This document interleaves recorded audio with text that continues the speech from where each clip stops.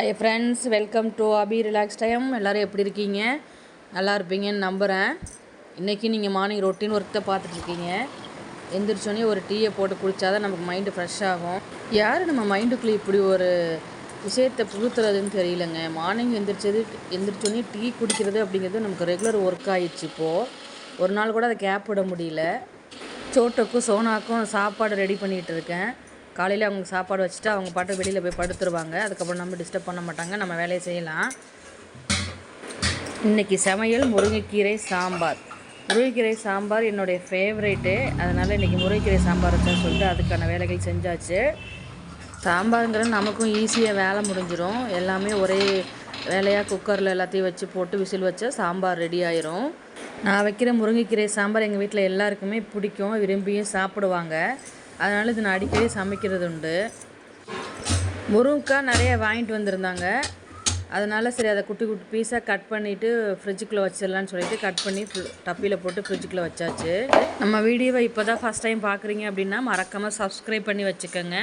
அப்போ தான் நம்ம போடுற வீடியோ உங்களுக்கு நோட்டிஃபிகேஷனில் வரும். நான் போடுற வீடியோ உங்களுக்கு பிடிச்சிருந்தது அப்படின்னா லைக் பண்ணுங்கள், கமெண்ட் பண்ணுங்கள். மறக்காமல் ஃப்ரெண்ட்ஸுக்கெல்லாம் ரெஃபர் பண்ணி ஷேர் பண்ணி விடுங்க. இன்றைக்கி மல்லி சட்னி ரெடி பண்ண போகிறேன். இட்லிக்கு மல்லி சட்னி ரொம்ப காம்பினேஷன் சூப்பராக இருக்கும். நீங்கள் வேணால் ட்ரை பண்ணி பாருங்கள். இட்லிக்கும் நல்லாயிருக்கும், தோசைக்கும் நல்லாயிருக்கும். எனக்கு நான் அடிக்கடி செய்வேன். மல்லித்தலை எனக்கு ரொம்ப பிடிக்கும். சோட்டு எல்லப்போ நான் சாப்பாடு எடுத்துகிட்டு வரவா? சாப்பாடு வேணுமா? பசிக்குதா? சரி போ, நான் எடுத்துகிட்டு வரப்போ. நந்தினி, சோட்டுக்கு சாப்பாடு வை. உனக்கு தான் இப்போ சாப்பாடு வச்சலடா சோட்டு. உனக்கு தான் இப்போ சாப்பாடு வச்சல, ஒழுங்கா சாப்பிட்டியா? அவனை சாப்பிட விட்டுட்டு வேடிக்கை பார்க்குற. இப்போ கிச்சனில் படுத்துக்கிறது நான் என்ன பண்ணுறது? அவசரமாக சமைச்சிட்டு இருக்கிறேன். சாப்பாடு எடுத்துகிட்டு வரப்போ, இன்னும் 10 நிமிஷம் ஆகும். போ. அதுக்கு தான் சாப்பிடும்போது ஒழுங்காக சாப்பிடணும்னு சொல்கிறது.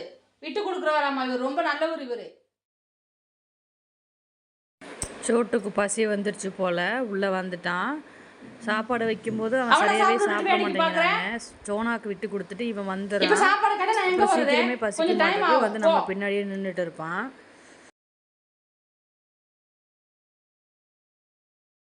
சோனாவுமே இவனை சாப்பிட விட மாட்டேங்குது. அது நல்லா சாப்பிடுது, இவனை சாப்பிட விட மாட்டேங்குது. சோட்டு சோனாவுக்காக நிறையா விட்டு கொடுத்துட்றாங்க. காணுன்னா கூட தேடுறான். ஆனால் சோனாவுக்கு அதெல்லாம் இன்னும் தெரிஞ்சிக்கலையா அதோட கேரக்டர் அப்படியான்னு எனக்கு தெரியல. சோட்டு சோனா மேலே ரொம்ப அஃபெக்ஷனாக இருக்கான். அதை விட்டுட்டு சாப்பிட மாட்டேங்கிறான். ஆனால் சோனா அப்படி கிடையாது. சோட்டு வரலைனாலும் சாப்பாடு வச்சா டப்பு டப்பு டப்புன்னு சாப்பிட்ருது. சோட்டு தேடுறான். சோனாவை விட்டுட்டு அவனால் இருக்க முடியல. நேற்று பக்கத்து வீட்டு பொண்ணு விளையாடிட்டு இருந்துச்சு நம்ம வீட்டில். அதுக்கு சோனாவை பார்த்துட்டு நான் கொஞ்சம் நேரம் வெளில வச்சுட்டு விளையாடுறேன் அப்படின்னு சொல்லிட்டு சும்மா தூக்கிட்டு வெளில போச்சு. சோட்டு திரும்பி பார்த்தான். பக்கத்தில் சோனாவை காணுன்னு சொல்லிட்டு வெளில போய் நின்று வேடிக்கை பார்த்துட்ருக்கான். அந்த பொண்ணு நிற்கிறத பார்க்குறான். அந்த பொண்ணு ஒரு ஸ்டெப்பு எடுத்து வைக்கவும் கேட்டை தாண்டி போகிறாங்கன்னு இவன் யோசனை பண்ணிவிட்டு உடனே அந்த பொண்ணை பார்த்துட்டு குறைக்கிறா. அப்படி சோனாவை விட சொல்கிறா. அது சும்மா நிற்கும்போது பேசாமல் இருக்கான். 2 ஸ்டெப்பு நடந்து வரும்போது சத்தம் போட்டு குறைக்கிறான். நாங்களே எதிர்பார்க்காதனால வீடியோ எடுக்க முடியல. அந்த பொண்ணு அவ்வளோ சந்தோஷமாகி உங்கள் பப்பி சூப்பர் ஆண்டி அப்படின்னு சொல்லிட்டு அவ்வளோ ஹாப்பியாக ஓடி போச்சு. நான் இன்னொரு நாள் அந்த பொண்ணு வரும்போது அதே மாதிரி செஞ்சதுன்னா நான் உங்களுக்கு வீடியோ எடுத்து போடுறேன். எங்களுக்கே ஆச்சரியமாக இருந்தது. ஐயோ மிஸ் பண்ணிட்டோமே, அதை வீடியோ எடுத்து போட்டுக்கலாமே நம்ம வியூவர்ஸுக்கு அப்படின்ட்டு. அதை பார்க்கும்போது நமக்கு ரொம்ப சந்தோஷமாக இருக்குது. மனுஷங்களுக்கு மட்டுமே இல்லை அந்த பாசங்கிறது, அனிமல்ஸுக்கும் உண்டு அப்படிங்கிறத கண்கூட நான் பார்த்துட்ருக்கேன். எனக்கு ரொம்ப லைக் பண்ணுறேன். அதை நான் 2 வளர்க்குறதுனால நானே எக்ஸ்பெக்ட் பண்ணல. இந்த மாதிரி உணர்வுகள் அனிமல்ஸுக்கு இருக்குங்கிறத நான் இப்போ தான் அண்டர்ஸ்டாண்ட் பண்ணுறேன். என்னால் ரத்த சம்மந்தம் இல்லாத ஒரு உறவுகள் மேலே பாசம் காட்ட முடியும் அப்படிங்கிறத எனக்கே இப்போ தாங்க தெரியுது. என்னை அறியாமையே அவங்க 2 மேலே ரொம்ப பாசம் இருக்குது. அவங்கள பார்க்கலன்னா எனக்கே ஒரு மாதிரி இருக்குது. வந்தோடனே நம்ம மேலே அவங்க எவ்வளோ ஒரு அன்பை பொழியிறாங்க அப்படிங்கிறத நம்ம அதை அனுபவித்து பார்க்குறப்போ தான் தெரியுது.